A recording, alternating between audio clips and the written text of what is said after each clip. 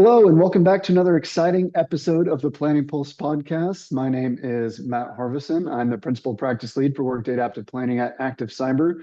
With me, as always, is my good friend Beau Mellin. Beau, how are we doing today? I'm doing great. Anytime I get to chop it up with you, my day is automatically better, man. I love to hear that, and I really appreciate it too.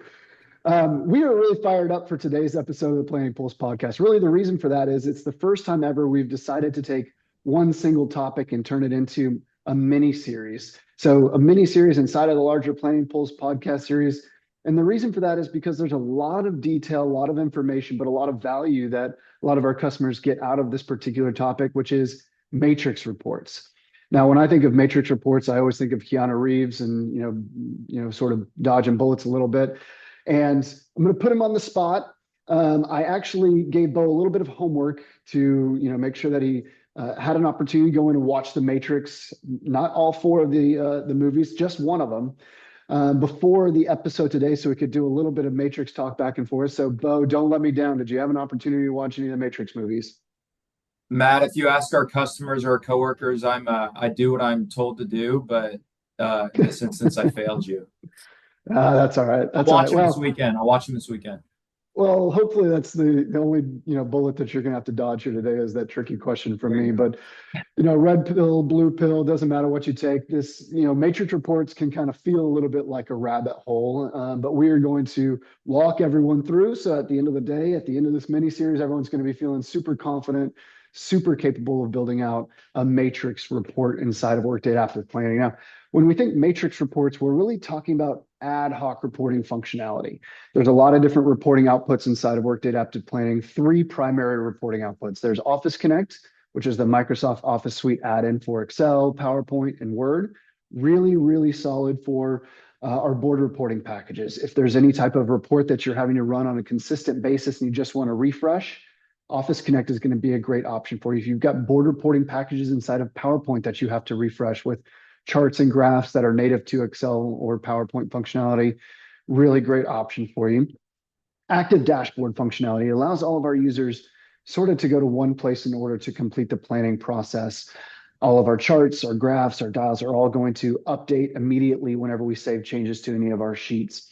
The third reporting output, which is probably lesser used or lesser known across our customer base, is probably matrix reports. It can look a little daunting on how to create because it's really a blank slate.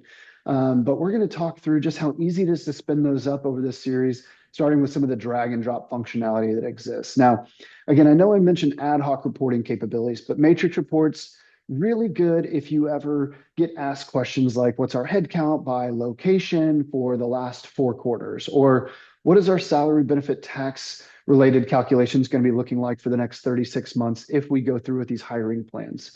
We can do budget versus actual variance. We can do budget versus budget.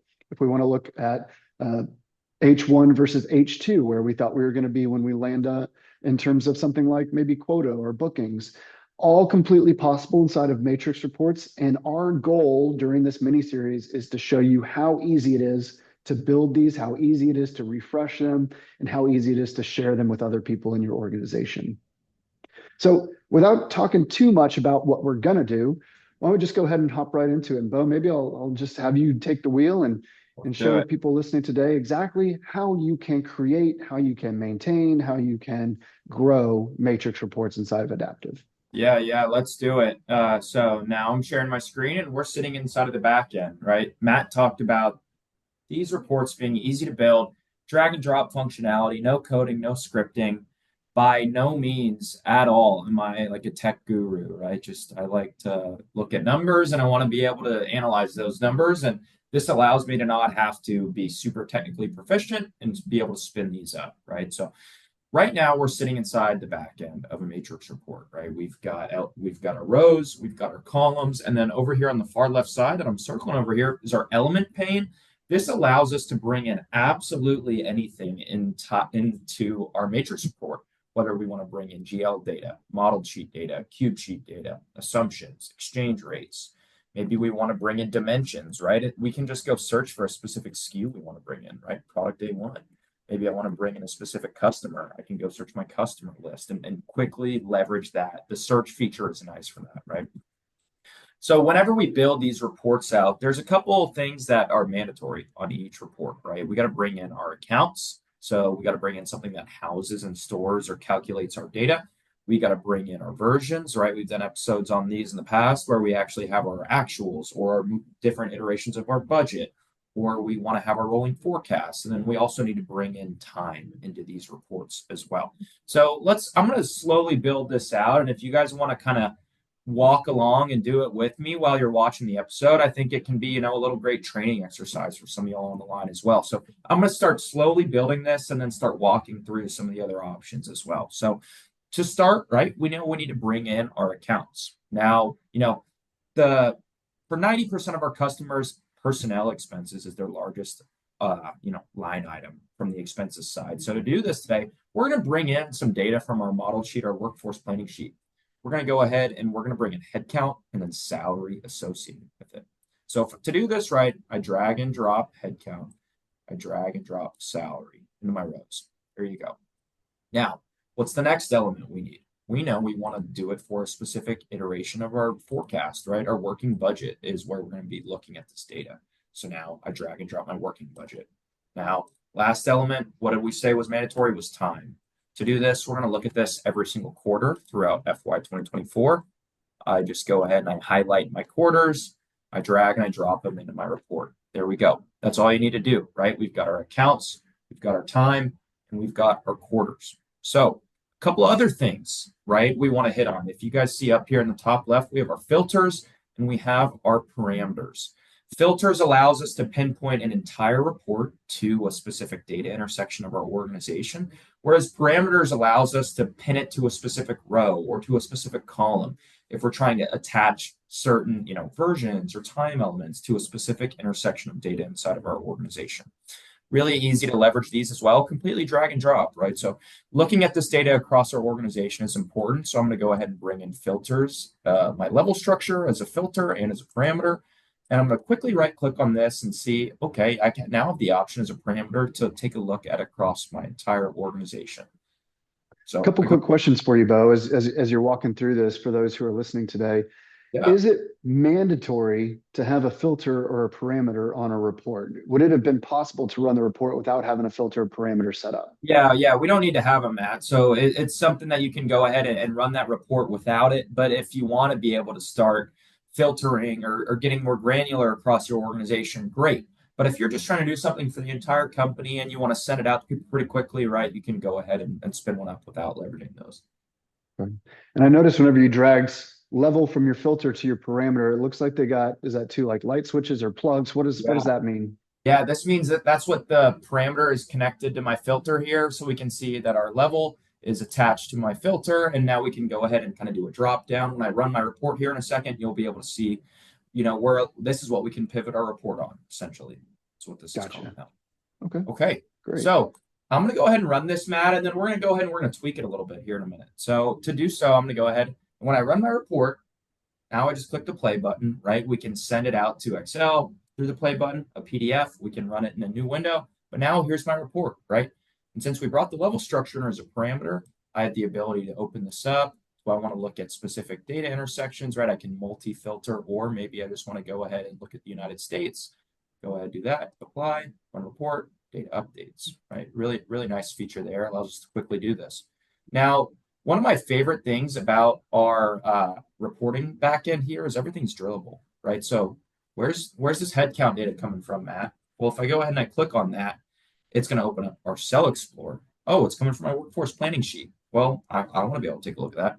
I go ahead and I click on my workforce planning sheet, and now I'm actually taking into the backend where that headcount and that salary data is actually being generated. So from the front end of a report, we can all the way go follow the breadcrumbs and see where that data is actually being generated. Nice feature there. Yeah, absolutely. I think you hit on something that's really good because you get the reporting output, but you also get the underlying detail and really easily accessible to get back to that information. But I do want to point out something that's really important for a lot of our listeners is Beau is an administrator of this of the instance that we're in today. Yeah. So headcount and salary related information, those are all permissionable fields for him.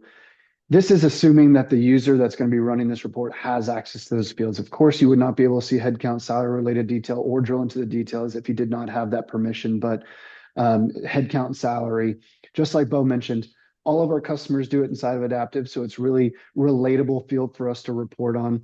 And it is always somewhere between 60 and 80% of the total OpEx line for our customers. So just wanted to call that out as well. Yeah, no, it's a great call out. I mean, we do security work on all of our projects here, right? You should only be able to see the data that you should be able to see. So, Absolutely. a couple other call outs too on these reports, right? Not only can we drill into it and open up that cell explorer, but maybe we want to quickly pivot our headcount or our salary data, right? We see this 3.1 million for Q1. I want to break that down across my company hierarchy. I can go ahead and click on salary, drill into my level structure, and now we get that salary breakdown across our entire report, right? We can quickly come in and spin it up, and you want to know what you're taking a look at, right? Come in here, click the little information button in the top right. Okay, this is our salary account. We're currently looking at it in the USD currency, right? I can quickly do that and say, I want to get back to my original report, return to undrilled report. There you go. There I am. And then if we want to ever change it again, all we have to do is click edit, and now we're in that back end again, right? Really quick, really, really simple and easy to digest and understand. So that's an example really quickly of a personnel, of a headcount and a salary report. To kind of wrap us up for my demo portion, before I kick it back to you, Matt, I want to showcase this report, right? This is something that, we can quickly and easily spin up to, right? This is a nice overall encompassing report. In further episodes, we're going to get into how we actually spin this up, right? But it's something that there's a lot of documentation on. It's really easy to pick up. You and the team can spin up this entire 3 financial statement report pretty quickly, right? We've got our P&L data, our balance sheet data, our cash flow data, and our KPIs and working capital down below, right? So really nice overall encompassing report that, we can quickly and easily spin up, allow the organization to be agile when it comes to reporting inside of the cloud, right? All security permissions are going to carry. If I change my actuals or my budget data, these are always going to stay dynamic, right? And a lot of really nice added functionality inside of the Matrix reports, Matt. Yeah, and I think that you hit on something really important there is, we're going to be walking through over the next few episodes of how to spin up one that looks like this, where you have a lot of rows, you've got multiple columns for versions, we've got native calculations, we've got conditionally formatted results. There's a lot of functionality that exists inside of Matrix reports. We're also going to get into things like sharing reports. How can we send notifications? How can we send PDFs to inboxes? We'll get into a lot of detail, and that's kind of why we wanted to break this into multiple episodes, sort of the Matrix 1, Matrix Reloaded, Matrix Revolutions, right? We're going to get into all 3 of the heavy versions of Matrix, and maybe by the end of the series, Beau will have watched 1 or 2 of those movies. Yeah. Even if he doesn't have an opportunity to watch any movies, I think, just keep in mind, follow along with Beau as we're going through these. If you have questions, this is going to be a great time for you all to send your questions that we can answer live during the podcast as we're going through and building these different reports. So maybe Beau did something today that maybe it sparked a question in your mind, how do I do this or how do I do that? Maybe we could do that on the fly for you in one of these episodes as well.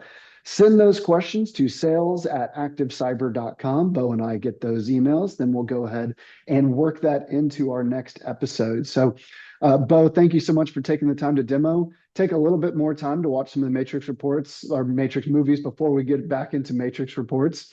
Yeah. But Beau, any closing thoughts? Anything else for the crew here today? No, I thought that was a good quick intro to the Matrix reporting, right? A lot of our customers are using this, but like you said, a lot of them there's added value that they may not be capturing inside of the Matrix reports. So I'm excited for this series. In the future, we should do some type of Dark Knight series. I'm more of a Batman guy than Matrix guy, but we'll see after I watch the movies. We'll see. I was going to say the Dark Knight is very, very hard to compete with. Heath Ledger did a pretty good job, but yeah, we'll stick with the Matrix for now. We'll figure out how we can work Batman in the future for you. But you can we're going to see you again next week, and you can plan on it.